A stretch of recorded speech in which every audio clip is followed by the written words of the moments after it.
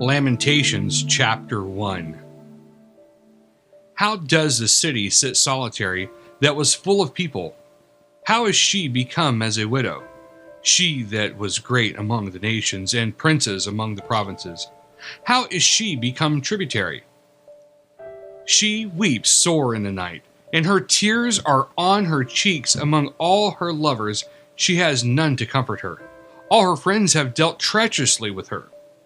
They are become her enemies. Judah is gone into captivity because of affliction and because of great servitude.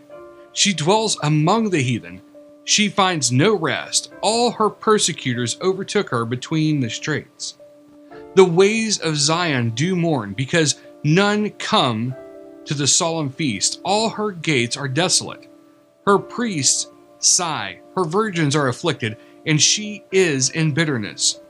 Her adversaries are the chief. Her enemies prosper, for the Lord has afflicted her for the multitude of her transgressions.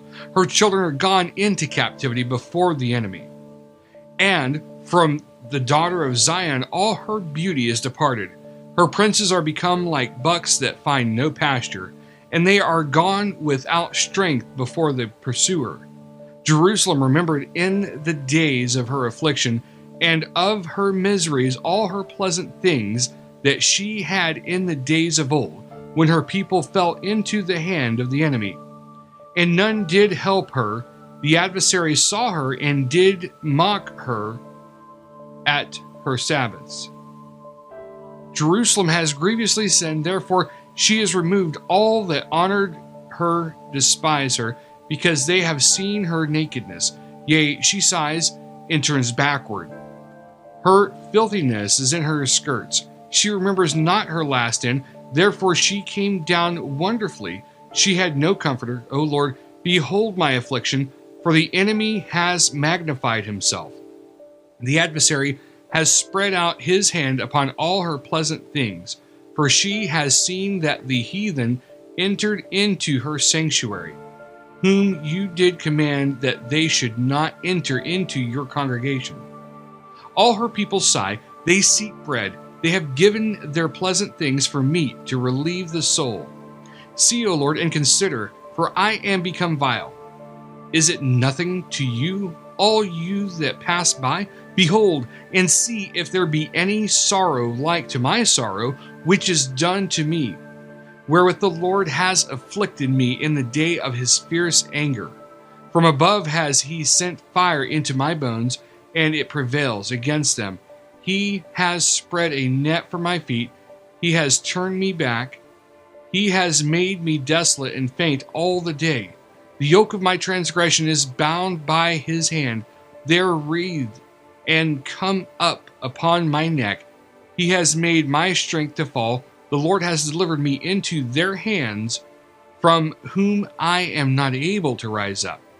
The Lord has trodden underfoot all my mighty men in the midst of me. He has called an assembly against me to crush my young men.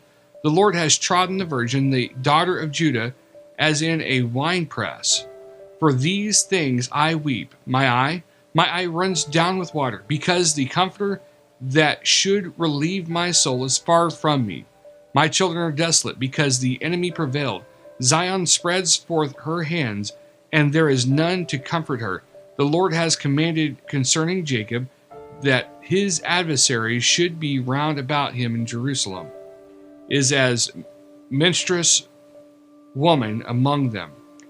The Lord is righteous, for I have rebelled against his commandment.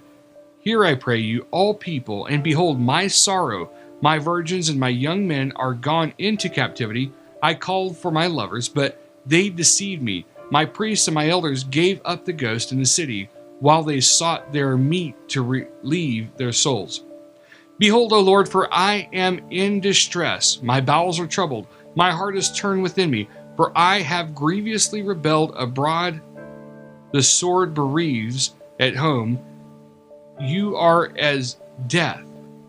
They have heard that I sigh.